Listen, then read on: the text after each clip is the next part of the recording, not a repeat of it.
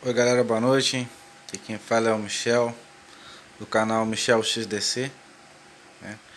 Venho aqui mostrar o meu sistema, que o meu notebook dá positivo, né, de 1 TB. Mostrar minhas caixas da Sony, né, são blindadas, magnetizadas, né? Potência 60 watts de potência, né, em 8 ROM. Também venho mostrar para vocês aqui o que eu estou usando para amplificar ela.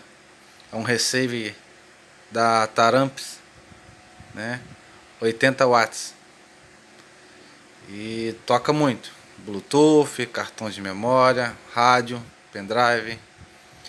E uma especificação dele é que ele tem entrada para 4 canais, né? Entrada, você pode ligar até 4 alto-falantes e toca muito bem, entendeu? Então é isso aqui. Hoje eu vou mostrar para vocês como está a qualidade aqui desse receive, desse mini receive, né, da Taramps, que ele é muito bom mesmo. Olha aí, vou deixar uma palhinha com vocês.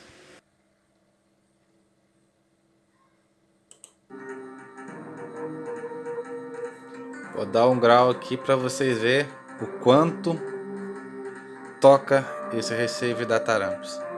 E também não pode esquecer, né, essas caixinhas da Sony blindada toca muito mesmo.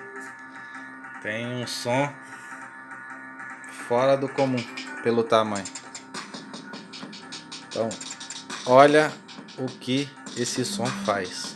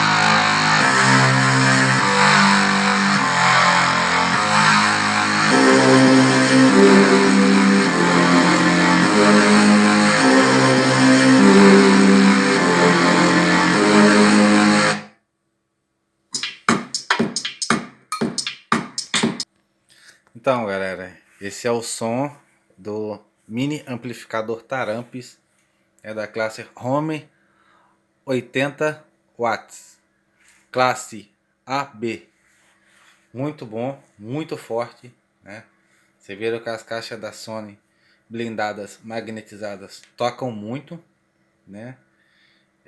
Se vocês quiserem escutar próximo o que eu toquei aqui, peço a vocês, coloquem um fone, tal, para vocês conseguir ter a imersão da qualidade que eu tô tendo aqui, nesse ambiente que eu tô. Então, se vocês gostaram, ajudem, deixa o like, compartilhem, tá ok? E deixa nos comentários qualquer dúvida, qualquer pergunta, deixe nos comentários que serão respondidas, tá ok? Um abraço, boa noite, até o próximo vídeo.